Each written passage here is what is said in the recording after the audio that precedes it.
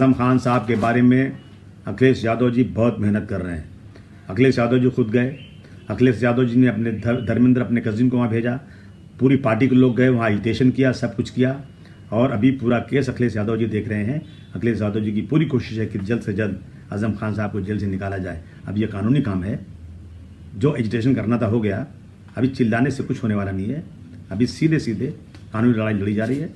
और अगर आप कोई शख्स चाहता है तो मैं उसको ईमेल के जरिए अपना ईमेल दे दे, मैं इसको ईमेल से सारी खबर दे दूंगा कि अखिलेश यादव जी ने आज़म भाई के लिए कितनी मेहनत किया है। ईमेल पे सारी चीज़ें भेजूंगा जो अखिलेश यादव जी ने जो उनके लिए कर रहे हैं, बहुत मेहनत कर रहे हैं। हमारे राहुल गायकवाड़ साहब, समाजवादी पार्टी धारा के तमाम दल एक साथ क्यों नहीं आते? आना चाहिए। देखिए हमारी बिल्कुल आना चाहिए, मैं तो चाहता हूँ। मैं तो समाजवादी पार्टी का कोई मुखिया तो हूँ नहीं, मैं एक कार्यकर्ता हूँ और मैं चाहता हूँ। लेकिन क्या होता है ना कि बातें होती हैं, लेकिन जब साथ आते हैं ना तो जिनकी हैसियत 5 सीट की भी नहीं है ना, वो 50 सीट मांगने लगते हैं। अभी पिछली बार सारे लोगों ने कहा कि बहन मायावती जी से हाथ मिला लेंगे तो उत्तर प्रदेश में बिल्कुल सबका सुपड़ा साफ हो जाएगा। अखिलेश जी एक दिन गए थे पार्लियामेंट के सेंट्रल हॉल में, एक प्रेस वाला रिपोर्टर, उसने कहा कि अखिलेश भाई आप मायावती जी से हाथ मत मिलाइएगा, ये बीजेपी से मिली हुई हैं। उन्होंने सुनी अनसुनी किया और उन्होंने बहुत अपमानित भी हुए।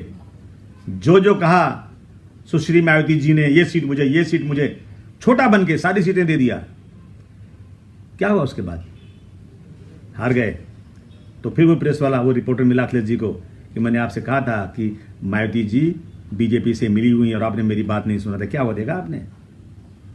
सारी वो पार्टियां जो बीजेपी के खिलाफ हैं, मेरी दिल की तमन्ना है कि पार्टी छोटी हो जाए चलेगा, सीटें कम हो जाए चलेगा, लेकिन सारी पार्टियां एक साथ आना चाहिए।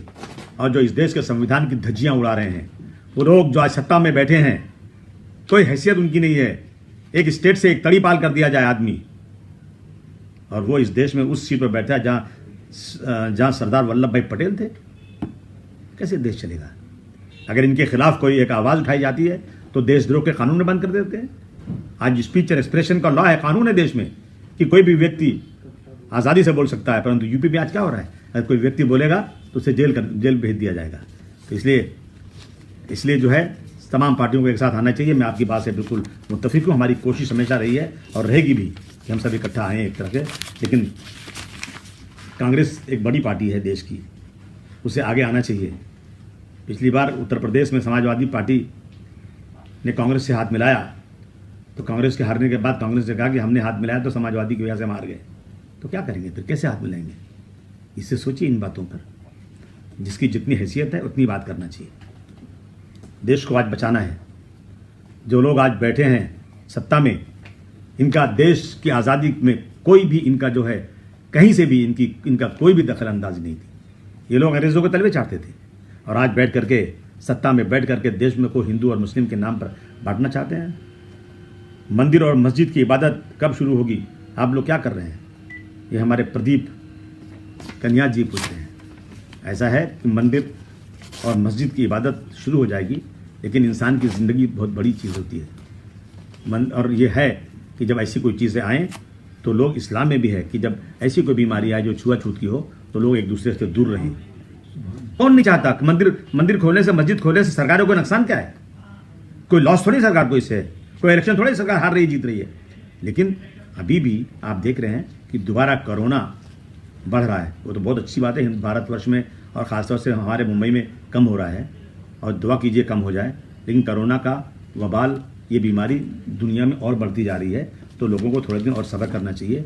अगर अभी मंदिर और मस्जिद खोल दी जाएगी, मैं नहीं समझता कि इसमें कहीं से भी सोशल डिस्टेंसिंग का पालन हो सकेगा। हाँ, मैंने कहा था, लिखा है चिट्ठी मैंने उद्धव जी को कि आप जो है ना मंदिर और मस्जिद वालों से एक जो है वो ले लीजिए, लिखवा कर ले लीजिए कि भाई अगर ये मस्जिद खुलेगी तो इस मस्जिद में कितने आदमी नमाज पढ़ के जो सोशल डिस्टेंसिंग करके, अगर उससे एक भी ज़्यादा आदमी आए तो उस मस्जिद के ट्रस्टी और इमाम उसके ज़िम्मेदार होंगे, और मंदिर के पुजारी और उसके ट्रस्टियान जिम्मेदार होंगे। वो लोग जो हैं अंडरटेकिंग देते हैं, तो आपको धीरे धीरे शुरू करना चाहिए। ये मैं कह चुका हूँ। हमारे सुहान खान पूछ रहे हैं, आपके गोंडी में बिजली का बिल के लिए लेटर दिया था, मगर अडानी को 25% बिल भरने के लिए बोल रहे हैं। हमने बहुत बात किया है, गोंडी नहीं पूरे महाराष्ट्र में बिजली बिल बहुत ज़्यादा आई है, बहुत कोशिश की जा रही है। हम मंत्री जी से मिलने गए, मंत्री जी ने कहा कि पहले से 150 से 200 करोड़ के नुकसान में हम लोग बिजली में चल रहे हैं, कहाँ से लाएं पैसे। हमने कहा कि छुट्टी दी, बोले हाँ हम लोग इतना कर सकते हैं कि इंस्टॉलमेंट बंधवा देंगे और बिजली का बिल जो है, बिजली का बिल इंस्टॉलमेंट पे दीजिए, उस पर इंटरेस्ट नहीं लिया जाएगा। मेरी बेटी स्कूल चलाती है, मुझे कह रही कि अब्बू हमारा स्कूल जो है, हमारे यहाँ 30-40 हज़ार बिल आती थी, अभी 80 हज़ार की बिल आई स्कूल बंद होने पर। मैंने बुलाया, मैंने चेक कराया टोरेंट वालों को, सब कर रहा है, नहीं कम हो रहा है, क्या करें, कैसे करें। आमिर राजपूत साहब का सवाल है, आप MIM ज्वाइन क्यों नहीं करते। अरे MIM से क्यों ज्वाइन करूँगा मैं, मेरी पार्टी कहाँ, मेरी पार्टी जो है उत्तर प्रदेश में एक बड़ी पार्टी है MIM, कितनी साल पुरानी पार्टी है, आज़ादी के पहले की पार्टी है ये। कितने MLA चुन के लाते हैं लोग, 7 MLA चुन के लाते हैं, 8 MLA चुन के लाते हैं, 1 MP चुन के आते हैं, 1 MP और आपकी चुन गलती, एक दूल्हा है ऑटो को बंटवारे से एक और चुन कर आ गया। और MIM जो है वो उसका नाम ही है MIM, उसका नाम ही जो है मुस्लिम इत्तेहादुल मुस्लिमीन, यानी मुसलमानों का हम चाहते हैं इत्तेहादुल सभी लोग, जितने देश में लोग हैं, हिंदू मुस्लिम सिख ईसाई पारसी दलित बौद्ध, सब लोग इत्तेहाद हो जाओ एक साथ जुल्म के खिलाफ।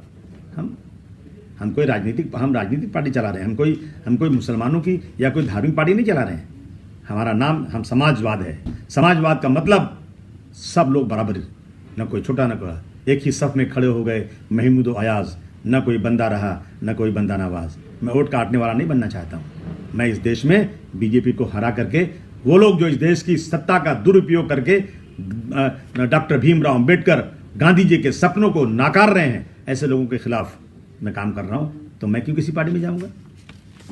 ये बिल्कुल सोच से वो है कि मैं किसी पार्टी में जाऊँ। मैं समाजवादी पार्टी में हूँ और समाजवादी पार्टी में रहूँगा, क्योंकि सबसे अच्छी पार्टी देश में अगर कोई है तो समाजवादी पार्टी है।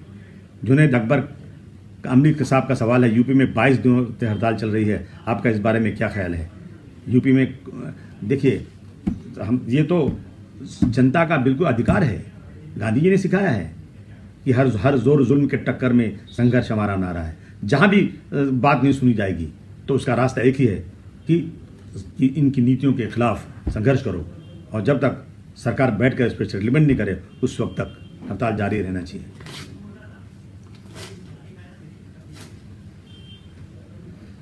तो आने वाला, अब बिहार में इलेक्शन चला हुआ है अभी, मुझे उम्मीद है पूरी कि बिहार के इलेक्शन में बीजेपी को मुंह की खानी पड़ेगी। ये हमेशा